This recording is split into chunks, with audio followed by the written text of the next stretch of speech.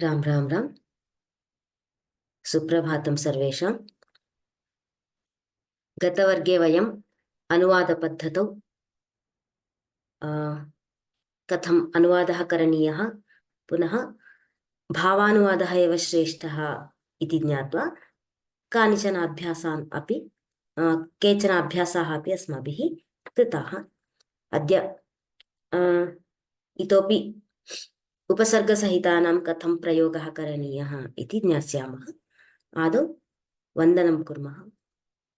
गुरुरेव गतिर्गुरुमेव भजे, गुरुणैव सहास्मि नमो गुरवे।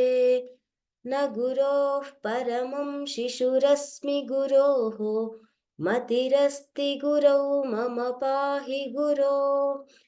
ब्रवीमि संस्कृतं वाचा, ध्यायामि संस्कृतं हृदा, कुर्वे सेवाञ्च कायेन वन्दे संस्कृतमातरम्। यो नरः संस्कृतव्योम्नि ह्यालयं रमते मुदा, संस्कृतिं चैव संस्कारं विन्दते नात्र संशयः। सर्वेषां हार्दं स्वागतम्। आदौ शब्दरूपाणि पश्यामः। सुब्रह्मण्यन् महोदय। राम राम राम भगिनी। राम राम राम। सकारान्तः पुल्लिङ्गः वेधस् शब्दः, सकारान्तः पुल्लिङ्गः वेधः शब्दः, वेधाः वेधसौ वेधसः, वेधाः वेधसौ वेधसः, हे वेधः हे वेधसौ हे वेधसः,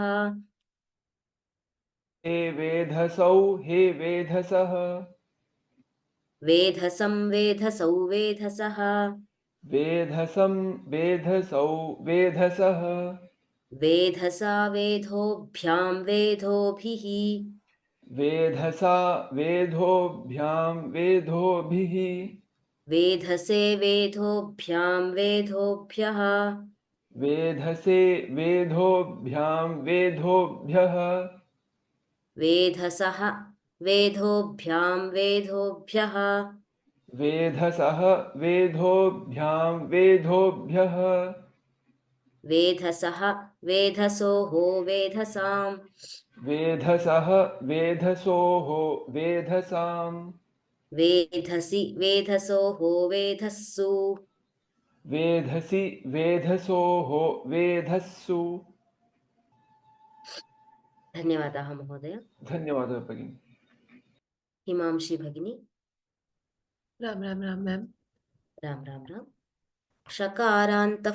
शकारान्तः नपुंसकलिङ्गः हविष् शब्दः, शकारान्तः नपुंसकलिङ्गः हविष् शब्दः, हविः हविषि हवींषि, हविः हविषि हवींषि, हे हविः हे हविषि हे हवींषि, हे हविः हे हविषि हे हवींषि, हविः हविषि हवींषि, हविः हविषि हवींषि, हविषा हविर्भ्यां हविर्भिः, हविषा हविर्भ्यां हविर्भिः, हविषे हविर्भ्यां हविर्भ्यः, हविषे हविर्भ्यां हविर्भ्यः, हविषः हविर्भ्यां हविर्भ्यः, हविषः हविर्भ्यां हविर्भ्यः, हविषः हविषोः हविषाम्,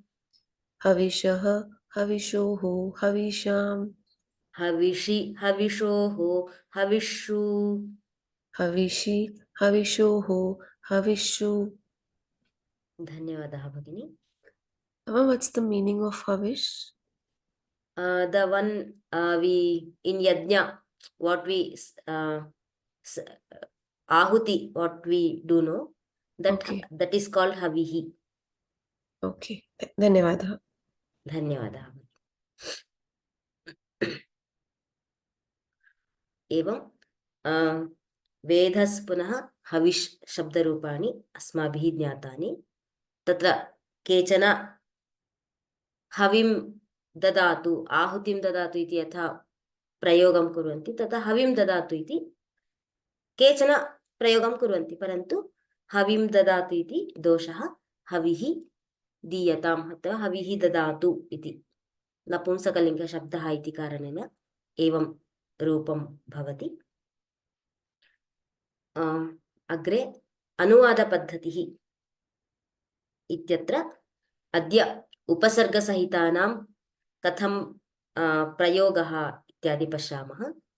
ततः पूर्वं तत्र एते अंशाः अस्माभिः ज्ञाताः, गतवर्गत्रयात् अस्माभिः ज्ञाताः।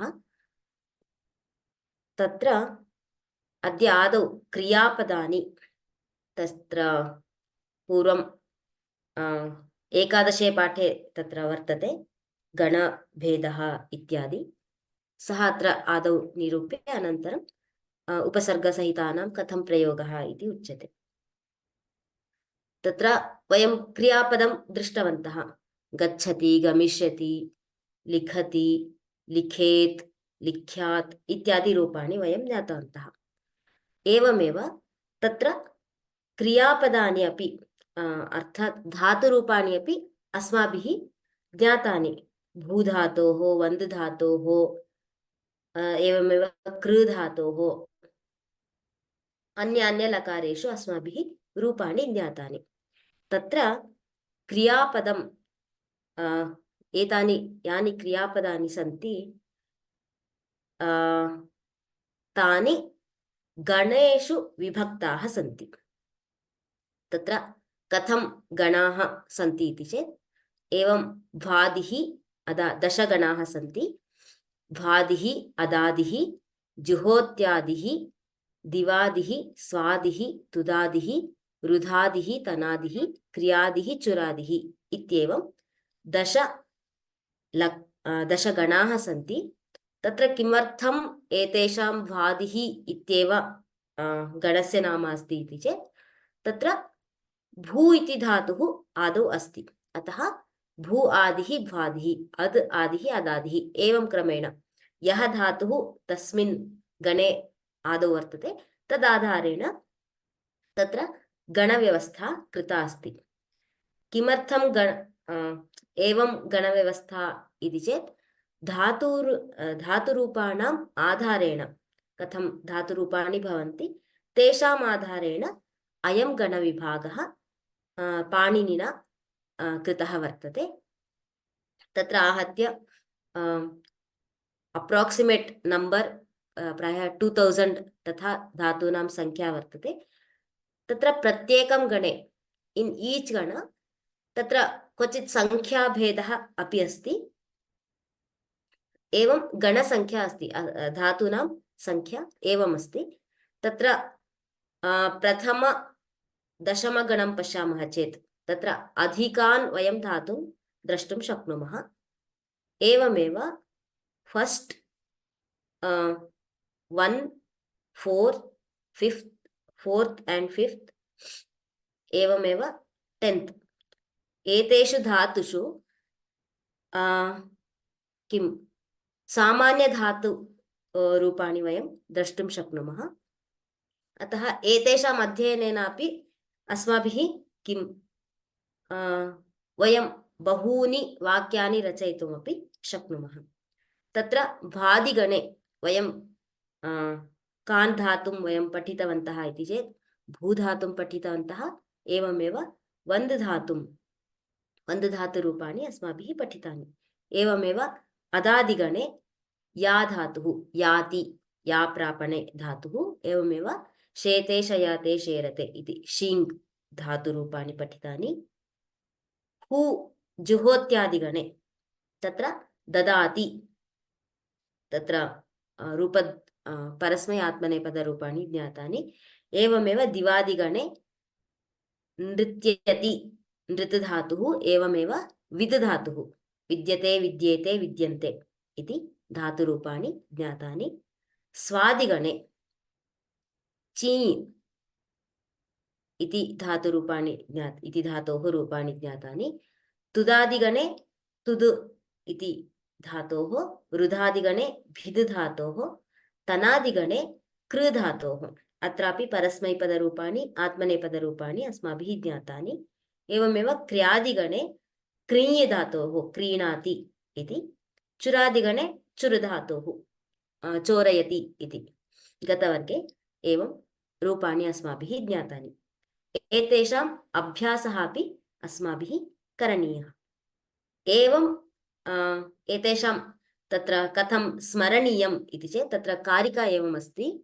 भाद्यदादि जुहोत्यादिः दिवादिस्वादिरेव च तुदादिश्च रुधादिश्च तनादि क्रीचुरादयः इति काचित् कारिका अस्ति।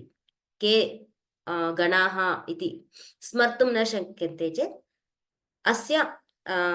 अस्याः कारिकायाः अभ्यासेन अपि वयं कति गणाः के इति वयं ज्ञातुं शक्नुमः। अत्र प्रत्येकं गणे अपि एवं गणाः सन्ति, तत्र लकाराः इति पुनः भेदः अस्ति। तत्र कति लकाराः इति चेत् 10 लकाराः सन्ति। लट् इत्यादि एवं लकाराः सन्ति। एवं लट् लिट् लुट् लृट् लेट् लोट् लङ् लिङ् लुङ् लृङ् इति 10 लकाराः सन्ति। अत्र यदि अवलोकयन्ति, अत्र सर्वत्र लट् इत्यारभ्य लोट् इति पर्यन्तं तत्र ट इति अन्ते दृश्यते। अपि च लङ्तः लृङ् पर्यन्तं ङकारः अन्ते दृश्यते। अतः किम् उच्यन्ते? लट्तः लोट् पर्यन्तं टित् इति उच्यन्ते, लङ्तः लृङ् पर्यन्तं ङित् इति उच्यन्ते। अत्र लकाराः किमर्थम् इति प्रश्नः स्यात्। अन्यत् किमपि भवितुम् अर्हति खलु इति। तत्र सर्वत्र if you observe here everywhere the law is common here. ल is common and after ल a e u r a o we can see this ल plus a ल. So अतः तत्र लकाराः इति प्रयोगः दृश्यते। तत्र 10 लकाराः सन्ति। वेदे तावत् लेट् लकारः उपयुज्यते। तर्हि लेट् लकारः वेदे उपयुक्तः अस्ति। एवं लौकिके तर्हि कति लकाराः सन्ति? लौकिके अपि 10 लकाराः एव सन्ति। केते इति चेत् लोट् लृङ् पर्यन्तं ते एव सन्ति। लेट् धातुः तत्र लेट् लकारः लोके नास्ति, परन्तु लिङ् धातुः यः अस्ति सः विधिलिङ् आशीर्लिङ् इति द्वेधा विभक्तः अस्ति। विधिलिङ् आशीर्लिङ् इति द्वेधा विभक्तः। एवं लोके अपि 10 लकाराः सन्ति। तत्र पुनः एते लकाराः अर्थमाश्रित्य द्वेधा विभक्ताः। कथं? पूर्वं किं ज्ञातवन्तः? ङित् टित् इत्यनेन विभागं दृष्टवन्तः। अधुना अर्थमाश्रित्य द्वेधा विभागः लकाराणां दृश्यते। केते इति चेत् तत्र कालवाचकलकाराः भाववाचकलकाराः इति विभागद्वयम् अस्ति। तत्र कालवाचकलकाराः के इति चेत् तत्र कालमाश्रित्य वर्तमाने लट् इति एवं वयम् अभ्यासं कुर्मः। तत्र कालमाश्रित्य के लकाराः सन्ति इति पश्यामः। लट् लकारः वर्तमानकालं सूचयति। अतः वर्तमाने लट् इति तत्र सामान्यतया तत्र अभ्याससन्दर्भे उच्यते। वर्तमानकाले लट् लकारः भवति। तस्य रूपाणि कथं? पठति, पठामि, एवमेव पठसि, एवं रूपाणि भवन्ति। एवमेव भूतकाले लिट् लङ् लृङ् लकाराः भवन्ति। तत्र अपठत् लङ् लकारं वयं ज्ञातवन्तः। एवमेव लिट् लृङ् धातुरूपाणि अस्माभिः ज्ञातव्यानि अग्रे अस्मिन् पर्याये तेषाम् अत्र अभ्यासः नास्ति परन्तु एवं भूतकाले त्रयः लकाराः तत्र वर्तन्ते भूतकालं सूचयन्ति एवमेव भविष्यत्कालं सूचयन्ति लुट् पुनः लृट् लकारौ तत्र लृट् लकाररूपाणि वयं ज्ञातवन्तः पठिष्यति गमिष्यति लेखिष्यति इत्यादीनि लृट् लकाररूपाणि भवन्ति पठिता इति लुट् लकारस्य रूपाणि अस्माभिः अग्रे ज्ञातव्यानि सन्ति अत्र एवं कालवाचकलकाराः सन्ति अत्र कालवाचकलकाराणां विषये इतोपि किञ्चित् अस्माभिः ज्ञातव्यमस्ति यथा आङ्ग्लभाषायां सिम्पल् प्रेजेण्ट् प्रेजेण्ट् कण्टिन्यूस् इत्यादि अस्ति तादृशः भेदः संस्कृते नास्ति संस्कृते वर्तमानकालः एकविधः इत्येव वक्तुं शक्नुमः एवमेव वर्तमानकालः इत्युक्ते कथम् इति चेत् प्रारब्धम् अपरिसमाप्तं सः वर्तमानकालः यत्किमपि वयं कार्यम् आरम्भं कुर्मः यावत्पर्यन्तं तत् कार्यं न समाप्यते तावान् कालः यः अस्ति सः वर्तमानकालः इति उच्यते एवमेव भूतकाले किं भवति त्रयः लकाराः सन्ति तत्र लङ् लकारस्य विषये अनद्यतनभूते लङ् इति उच्यते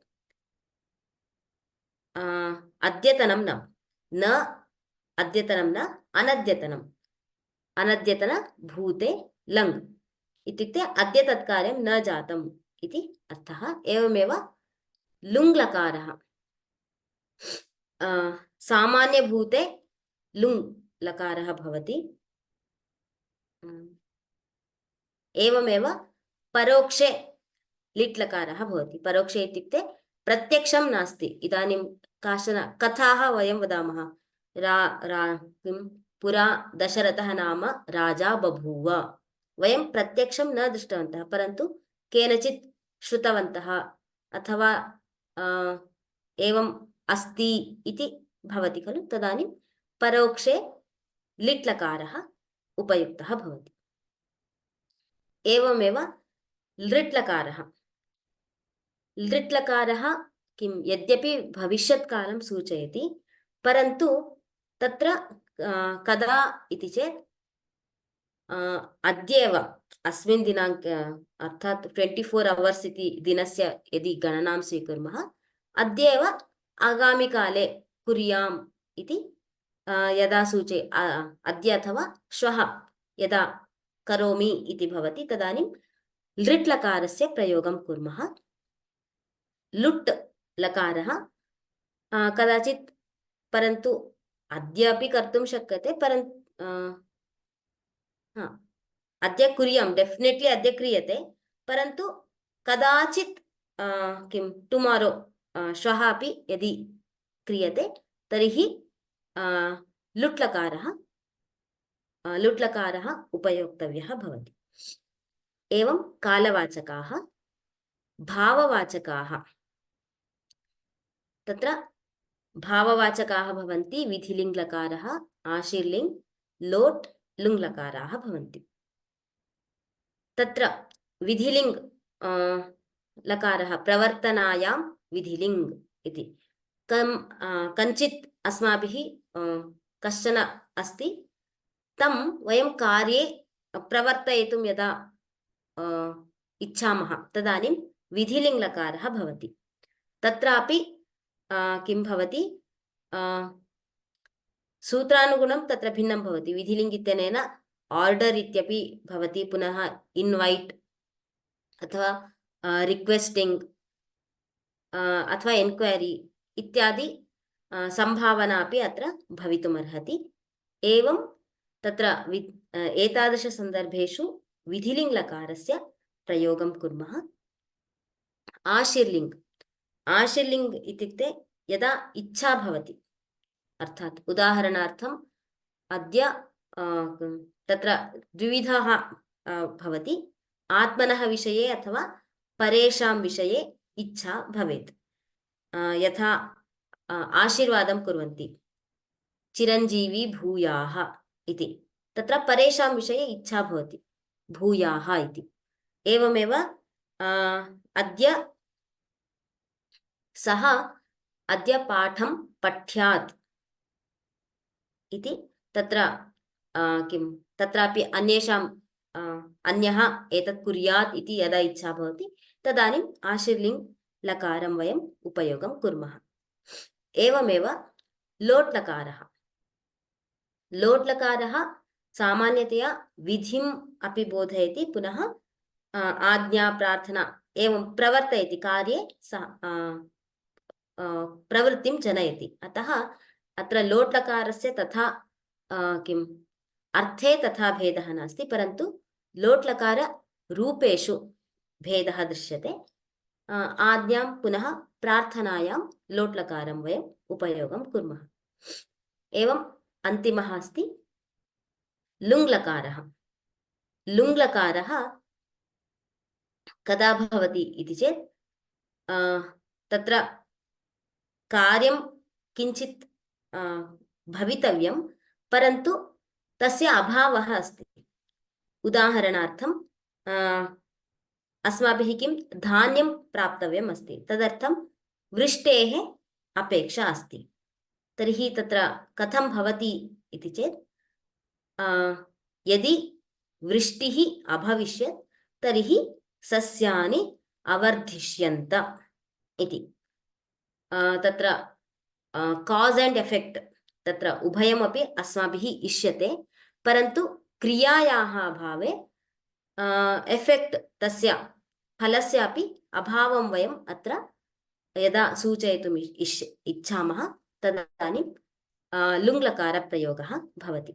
एवमेव अयं लकारः भूते अपि भवितुं शक्यते, भविष्यति अपि, भूतकाले अथवा भविष्यत्काले अपि वयं प्रयोक्तुं शक्नुमः। कथम् इति चेत् तत्र यदि भूतकाले भविष्यत्काले इति अस्ति चेत् सन्दर्भानुगुणं कः कालः इति अस्माभिः एव निर्णेतव्यं भवति। कथम्? उदाहरणार्थं यदि सः श्रमेण अपठिष्यत् तर्हि उत्तमान् अङ्कान् प्राप्स्यत् इति एकं वाक्यमस्ति। तत्र किम् अस्ति? सः यदि सम्यक् पठनादिकम् अकरिष्यत् तर्हि उत्तमान् अङ्कान् प्राप्नोति इति सामान्यार्थेन वयं सूचयामः। अत्र किम् अस्ति? अपठिष्यत् इत्यनेन कदा किं द्योत्यते? पूर्वं पठनीयम् आसीत् तेन इति उच्यते। अथवा यदि भविष्यत्कालः चेत् यदि पठति अथवा यदि पठिष्यति तर्हि उत्तमान् अङ्कान् प्राप्स्यति इति। एवं भूतकाले अपि भवति, भविष्यत्काले अपि अस्य लकारस्य उपयोगं वयं कर्तुं शक्नुमः। अतः सन्दर्भानुगुणं कः कालः इत्यपि अस्माभिः ज्ञातव्यं भवति। एवं दशलकाराः, लोके प्रयुज्यमानाः दशलकाराः कालवाचकलकाराः, भाववाचकलकाराः इति द्वेधा विभक्ताः। तत्र लकाराणां स्मरणार्थं काचित् कारिका एवम् अस्ति। लट् वर्तमाने लेट् वेदे भूते लुङ् लङ् लिटस्तथा विद्याशिशोस्तु लिङ् लोटौ लुट् लृटौ लृङ् भविष्यति इति एषा कारिका। के लकाराः कस्मिन् काले प्रयोक्तव्याः इति अनया कारिकया वयं ज्ञातुं शक्नुमः। एवं लकाराणां विभागः अस्माभिः ज्ञातः। ततः अग्रे भूतकालं पश्यामः। तत्र भूतकाले पूर्वम् अस्माभिः ज्ञातमस्ति, प्रकारद्वयेन वयं तत्र उपयोगं कर्तुं शक्नुमः इति। के इति चेत् क्रियारूपम् एवमेव कृदन्तरूपम्। क्रियारूपं नाम लङ्लकाररूपम् इति स्वीकुर्मः। तत्र किं भवति इदानीं क्रियारूपं चेत् पठ् धातुमेव यदि स्वीकुर्मः अपठत् इति भवति। कृदन्तरूपं यदि स्वीकुर्मः पठितवान् पठितवती पठितवत् इति कृदन्तरूपेषु किं भवति लिङ्गभेदः लिङ्गानुगुणं तत्र भेदं वयं ज्ञातुं शक्नुमः।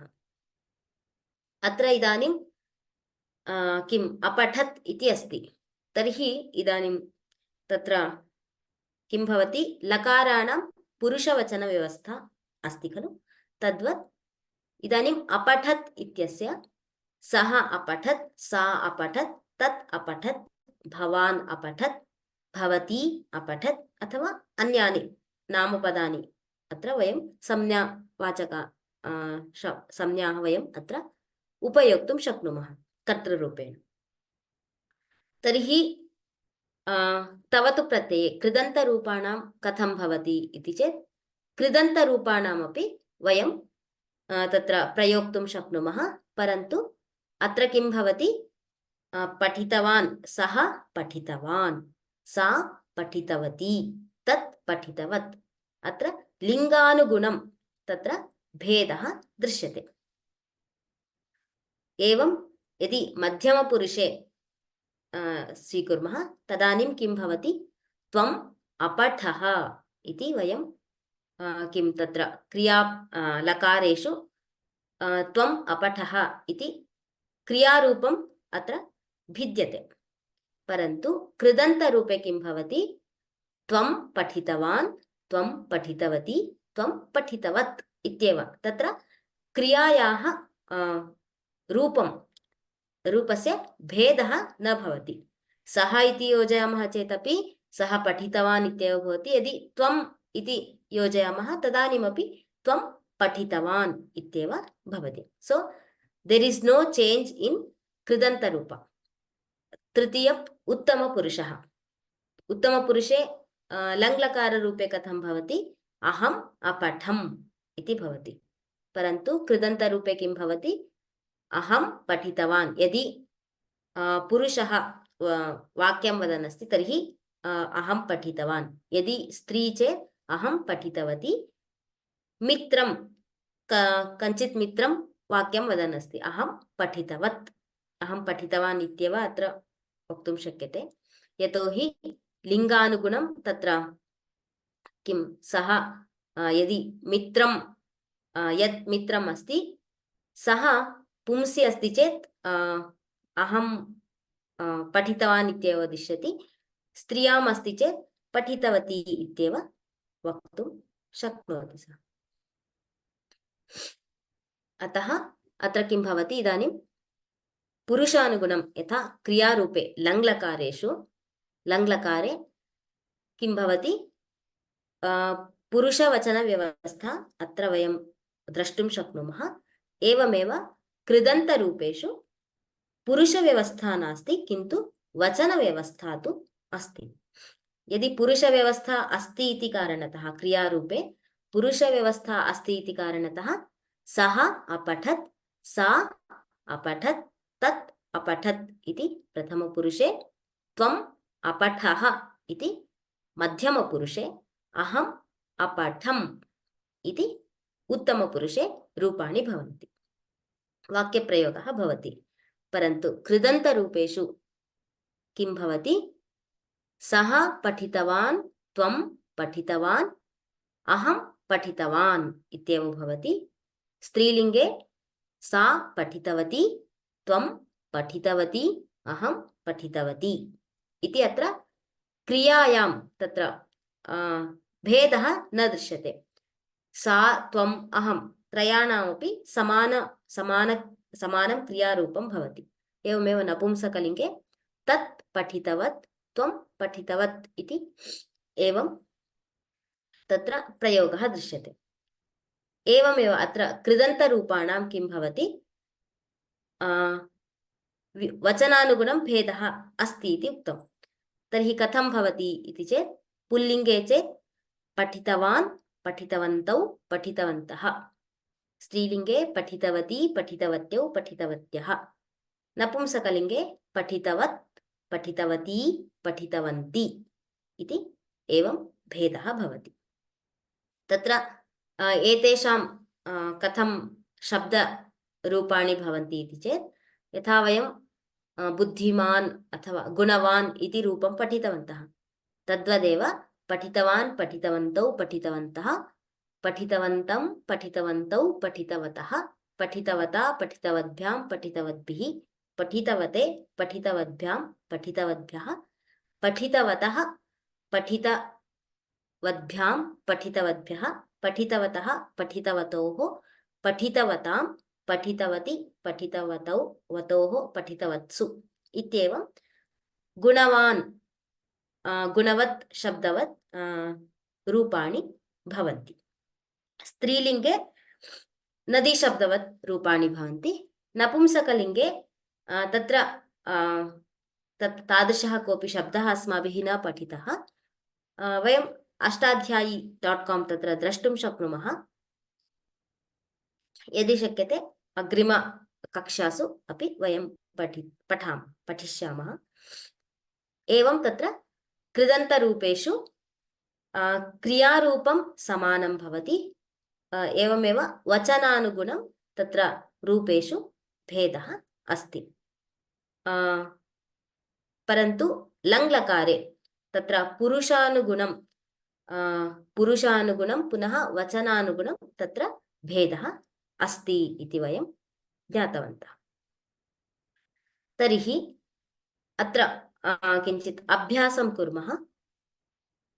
किम् अत्र करणीयम् इति चेत् तत्र धातुः भवति, तस्य लट्लकाररूपं वक्तव्यम्। एवमेव भूतकृदन्तरूपं किं भवति पठधातोः एकं दर्शयामि। त्रिषु लिङ्गेषु अपि भूतकृदन्तरूपम् एवमेव लङ्लकाररूपं च वक्तव्यम्। अमृता भगिनी। नमस्ते भगिनी। नमस्ते। गच्छति, गतवान्, गतवती, गतवत्, अगच्छत्। क्रीडति, क्रीडितवान्, क्रीडितवती, क्रीडितवत्, अक्रीडत्। पिबति, पीतवान्, पीतवती, पीतवत्, अपीयत्। नयति, नीतवान्, नीतवती, नीतवत्, अनीयत्। त्यजति, त्यक्तवान्, त्यक्तवती, त्यक्तवत्, अत्यजत्। कृधातु, करोति, कृतवान्, कृतवती, कृतवत्, अकरोत्। धन्यवादः भगिनी। धन्यवादः। अत्र पाधातोः अपीयत् इति न भवति, अपिबत् इति भवति। अन्यत्र प्रायः सम्यगेव उक्तमस्ति। एवं किं भवति, भूतकृदन्ते रूपाणि कथं भवन्ति, एवमेव लङ्लकारे कथं रूपाणि भवन्ति इति वयं पूर्वमपि ज्ञातवन्तः। अत्र अभ्यासः अस्माभिः कृतः। अग्रे यदि एतेषां धातूनाम् उपसर्गः योज्यते तर्हि तदा कथं भवति इति पश्यामः। परन्तु आदौ ततः पूर्वम् उपसर्गाः कति सन्ति इति ज्ञास्यामः। तत्र उपसर्गाणां विषये काचित् कारिका एवमस्ति। तत्र कति उपसर्गाः सन्ति इति चेत् 22 उपसर्गाः सन्ति। एते उपसर्गाः धातोः पूर्वम् एव भवन्ति। तत्र प्रिफिक्स् उपसर्गाणां कृते प्रिफिक्स् इति उच्यते। यदा धातोः पूर्वम् उपसर्गः योज्यते तदानीं किं भवति, कदाचित् अर्थव्यत्यासः भवति। धात्वर्थः यः भवति, उदाहरणार्थं गम् धातुः इति अस्ति, तस्य अर्थः कः, गमनं, गमनक्रियां सूचयति। परन्तु यदा उपसर्गः योज्यते एतेषु 22 उपसर्गेषु यः कोऽपि उपसर्गः योजितः भवति तदानीं किं भवति, कदाचित् धात्वर्थः बाधितः भवति। भिन्न, it will give some other different meaning. For example, गच्छति मीन्स् गो, टु गो इति अर्थः चेत् आगच्छति टु कम् इति अर्थं सूचयति। एवमेव कश्चित् तमेव अर्थं तमेव अर्थं इतोपि दृढरूपेण बोधयति। तत्र अर्थव्यत्यासः न भवति, परन्तु तत्र किं इदमेव इति यथा वयं वदामः तथा तत्र प्रकर्षेण सः अर्थः उच्यते। अपरा काचित् कश्चन अपरः भेदः भवति, सम्पूर्णधात्वर्थमेव किं विहाय अन्यमेव अर्थं सः बोधयति। इदानीं गच्छति इति अस्ति चेत् गमनक्रियामेव सम्पूर्णतया सम्पूर्णं न दृश्यते, परन्तु अन्यः एव कश्चन अर्थः तत्र बोधितः भवति। तर्हि कथं तत्र धात्वर्थः भिद्यते इति एव कानिचन उदाहरणानि पश्यामः। अत्र अपगच्छति इति अस्ति। अपगच्छति किम् अस्ति? कश्चन सः अत्र न तिष्ठति, परन्तु रोगः अपगच्छति इति वदामः। अवगच्छति, ऐ गेट् टु नो इति यदा पाठम् अवगच्छति, अण्डर्स्टाण्डिङ्ग् इति अर्थः भवति। उद्गच्छति, किमपि अस्ति तत्र तत् उद्गच्छति, ततः गच्छति इति। एवमेव सङ्गच्छते, अत्र कदाचित् केषाञ्चित् एवं परिवर्तनं वयं द्रष्टुं शक्नुमः। गम् धातुः यद्यपि परस्मैपदी अस्ति, परन्तु अत्र इफ् यु अब्सर्व् हियर् सङ्गच्छते, कदाचित् किं केषाञ्चित् धातूनाम् उपसर्गः योजितः भवति चेत् तत्र परस्मैपदी अस्ति चेत् सः धातुः उपसर्गयोजनेन आत्मनेपदी भवति। तत्र नियमाः सन्ति। सम्प्रति सङ्गच्छते, सम् इति उपसर्गयोजनेन गम् धातोः कृते सम् इति उपसर्गयोजनेन सङ्गच्छते इति रूपं भवति इति ज्ञास्यामः। एवमेव निर्गच्छति, निर् इति उपसर्गः गम् धातोः कृते योजनेन निर्गच्छति। अधिगच्छति, अधिगच्छति अवगच्छति कदाचित् समान अर्थः एव भवति। एवमेव अनुगच्छति, अनुगच्छति फॉलोस् इति अर्थः भवति। प्रतिगच्छति, प्रतिगच्छति इदानीं कश्चन गृहम् आगतः अस्ति, सः पुनः गच्छति, ततः गच्छति चेत् प्रतिगच्छति इत्येवम्।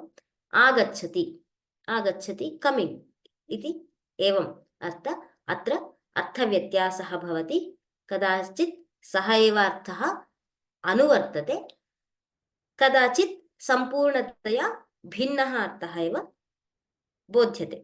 तत्र काचित् कारिका अपि एवमस्ति। धात्वर्थं बाधते कश्चित्, कश्चित् तम् अनुवर्तते, तमेव विशिनष्ट्यन्यः उपसर्गगतिस्त्रिधा इति कारिका वर्तते। तत्र इदानीम् अत्र किं ज्ञातवन्तः?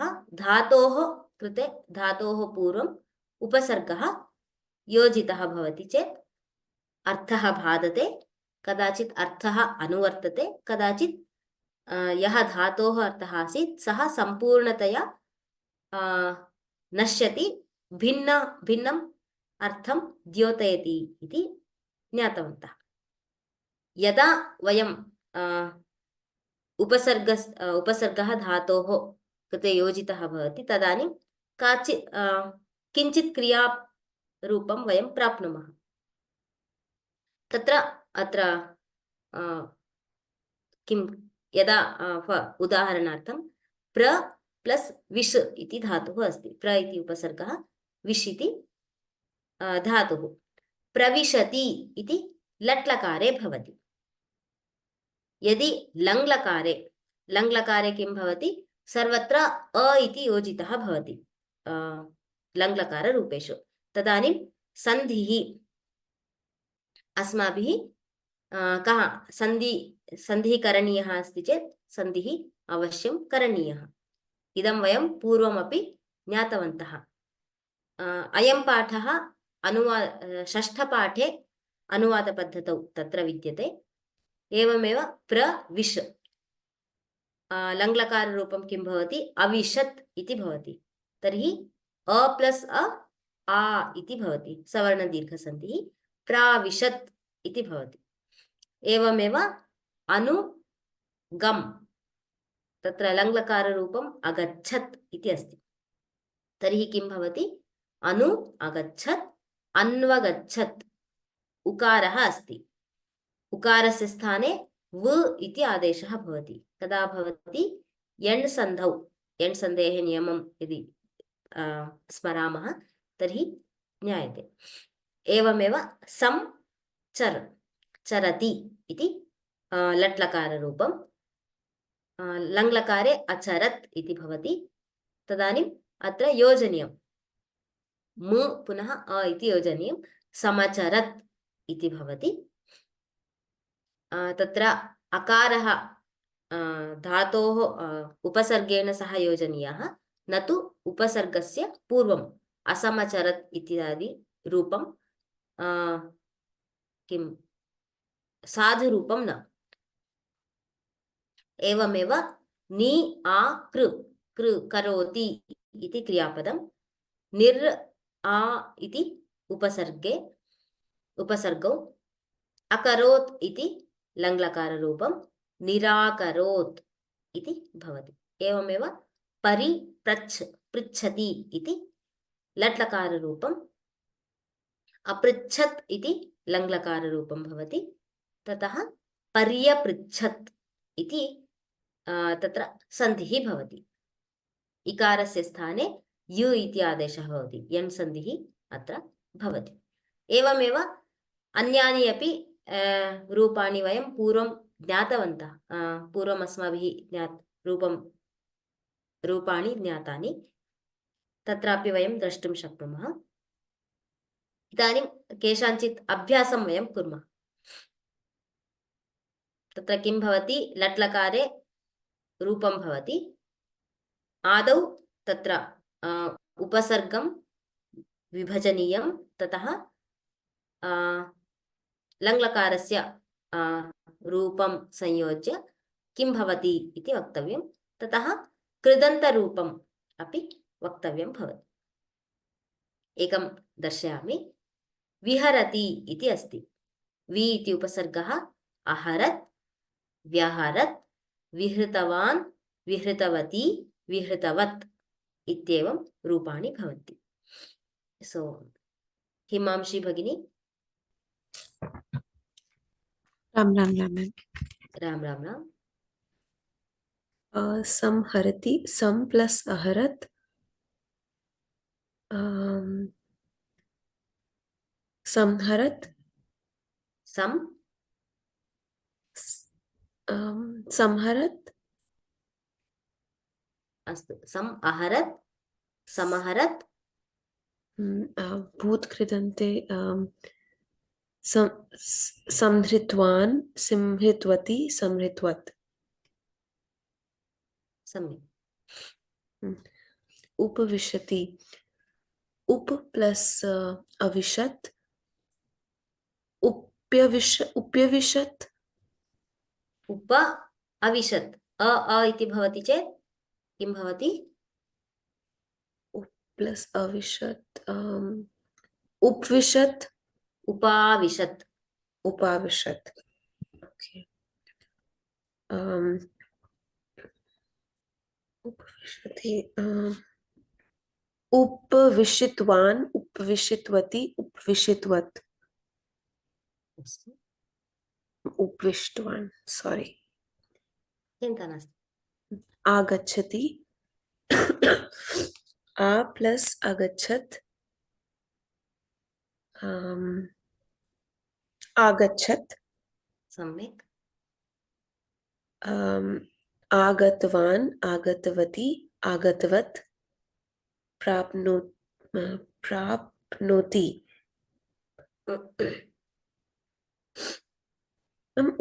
उपसर्गः प्र उपसर्गः सम्यक् प्र प्लस आपनोति प्र प्लस आपनोत प्राप्नोत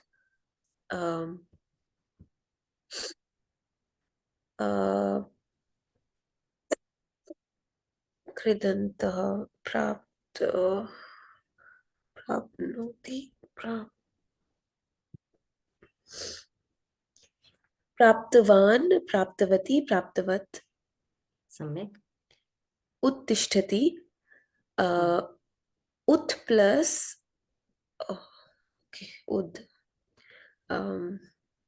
उद् प्लस अतिष्ठत् उत्तिष्ठत् उत्थितवान् उत्थितवती उत्थितवत् प्रक्षालयति प्र प्लस अक्षालयत् प्रक्षालयत् प्रक्षालितवान् प्रक्षालितवती प्रक्षालितवत्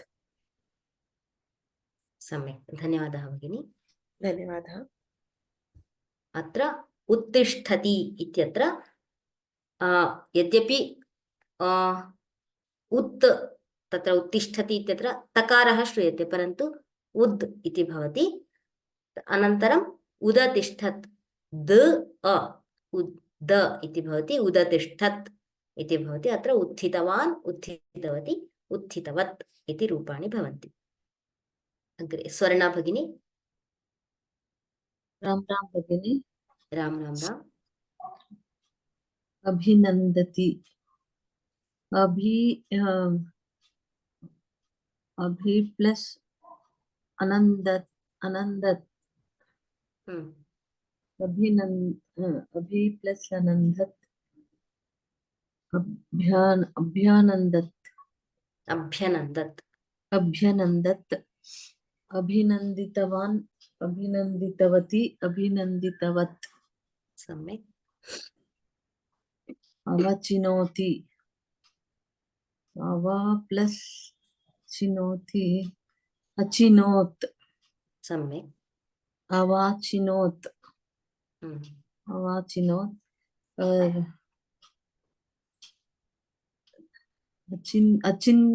अचिन्वत् न कृदन्ते कृदन्ते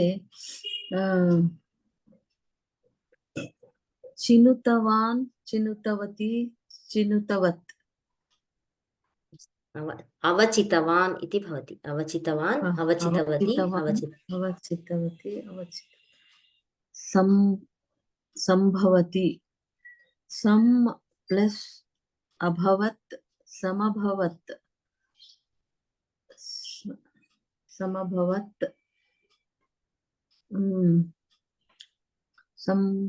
संभूतकृदन्ते समभवत् संभवितवान् भूधातु भवति भूतवान् भवति भूतवान् संभूतवान् संभूतवती संभूतवत् सम्यक् समुद्भवति सम प्लस उद्भवत् समद्भवत् सम् एकमेव अस्ति वा तत्र उपसर्गः एकः एव अस्ति वा सम प्लस वु प्लस भवति उ इति भवति वा उत् इति भवति वा उपसर्गः उद्भवति समुद्भवति उत् सम प्लस उत् प्लस अभवत् तदानीं किं समद्भवत् समद्भवत् समभवत् पश्यामः अग्रे भूतकृदन्ते सम्भूतवान् सम्भूतवती समुद्भवति इति समुद्भवति समुद्भवति समुद्भूतवान् समुद्भूतवान् समुद्भूतवती समुद्भूतवत् अस्तु सम प्लस उद् प्लस अभवत् समुद्भवत् परिहरति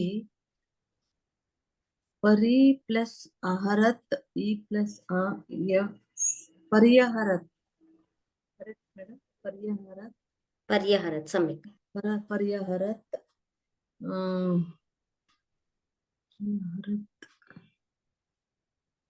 परिहृतवान् परिहृतवती परिहृतवत् सम्यक् परिहृतवान् प्रतिशृणोति प्रति प्लस शृणोत् अशृणोत् सम्यक् अशृणोत् प्रत्यशृणोत् हम्म, प्रत्यशृणोत् श्रुतवान् परिश्रुतवान् प्रतिश्रुतवान् प्रतिश्रुतवान् हा सम्यक् प्रतिश्रुतवती प्रतिश्रुतवत् प्रत्यशृणोत् प्रतिश्रुतवान् विलम्बते वि प्लस अलम्बत् व्यलम्बत् सम्यक् व्यलम्बत् व्यलम्बत् विलम्बित विलम्बितवान् विलम्बितवान् विलम्बितवान् विलम्बितवती विलम्बितवत् अस्तु प्रति प्लस धन्यवादः भगिनी धन्यवादः अत्र लम्ब धातुः आत्मनेपदी अस्ति लम्बते इति अतः अलम्बत इति अलम्बत् इति मास्तु अलम्बत इति भवतु वि अलम्बत व्यलम्बत विलम्बितवान् विलम्बितवती विलम्बितवत् अत्र किम् उत् इति उपसर्गे कश्चन संशयः इति अथवा डौट् तत्र अस्ति एवम् उत् इति उपसर्गः यदा सन्धिकार्यं भवति अत्र व्यञ्जनसन्धिः भवति तदानीम् उद् इति रूपं भवति अतः उदतिष्ठत् समुदभवत् इति तत्र दकारः भवति परन्तु उत्तिष्ठति इत्यत्र तकारः एव अस्ति तत्र सन्धिकार्यं व्यञ्जनसन्धिः तत्र एते अंशाः ज्ञातव्याः तत्र उक्तमस्ति अतः अत्र किं भवति यदा कदा सन्धिः भवति सन्धिकाले उत् इति कदाचित् भवति कदाचित् उद् इति भवति तदनुगुणं तत्र रूपे भेदः भवति प्रायः सुजाता भगिनी अवगतमिति मन्ये अग्रे सुब्रह्मण्यन् महोदय नमस्ते भगिनी नमस्ते अवर्तत अनु प्लस अवर्तत अन्ववर्तत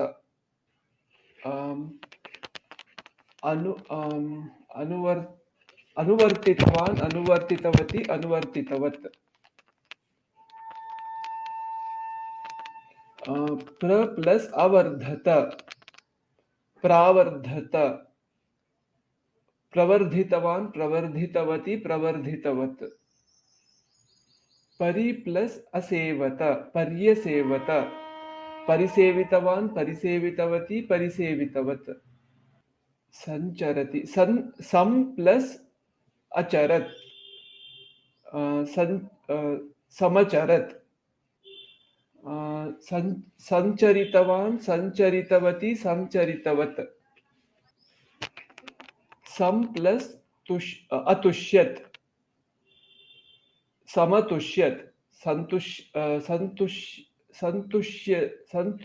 संतुषितवान् संतुषितवती संतुषितवत् संतुष्टवान् अस्तु संतुष्टवान् संतुष्टवती संतुष्टवत् व्य प्लस अकरोत् व्य प्लस अकरोत् व्य इति उपसर्गः वा न व्या वि प्लस अकरोत् वि प्लस वि प्लस अ प्लस अकरोत् व्याकरोत् व्याकृतवान् व्याकृतवती व्याकृतवत्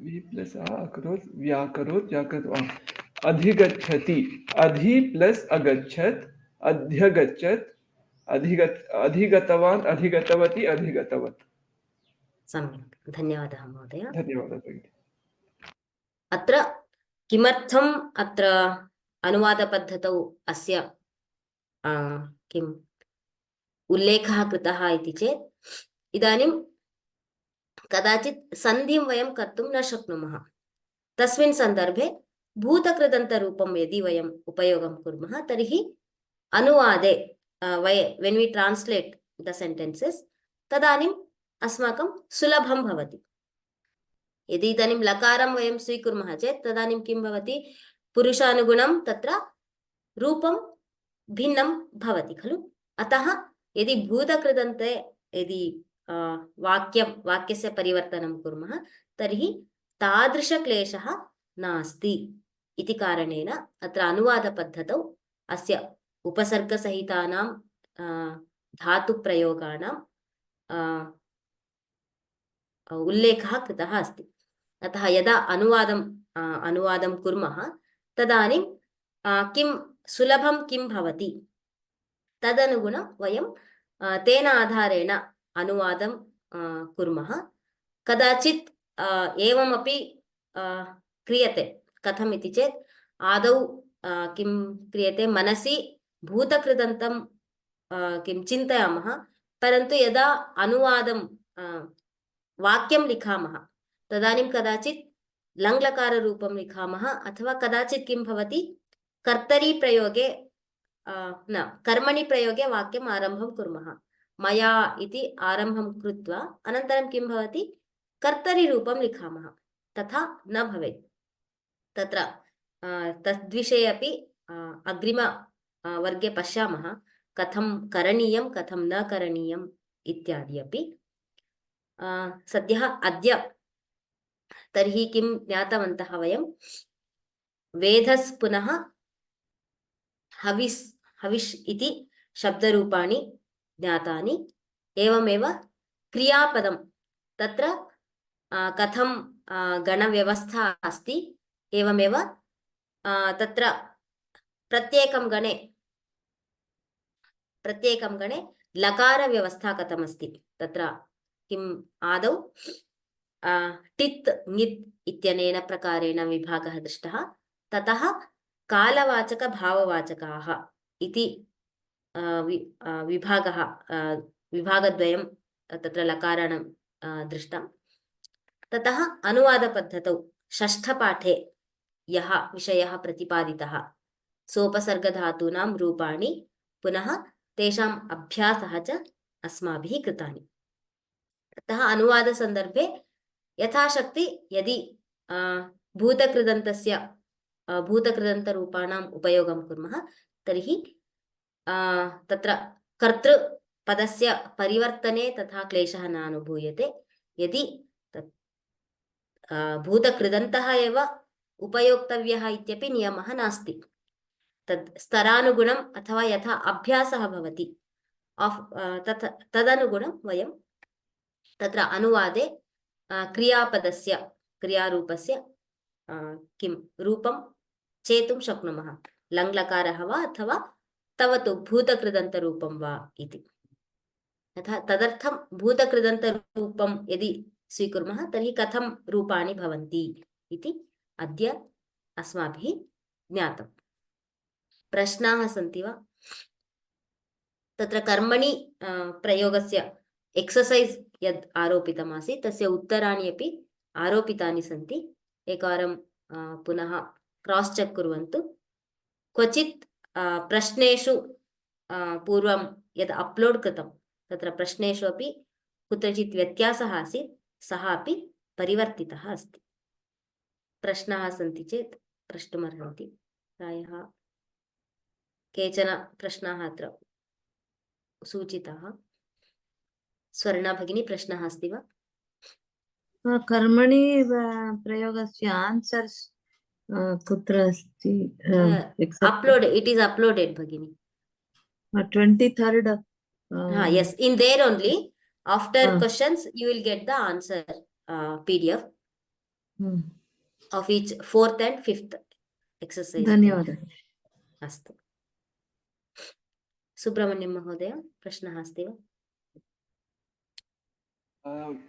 क्षम्यतां भगिनी, नास्ति, प्रश्नः नास्ति. अस्तु अस्तु.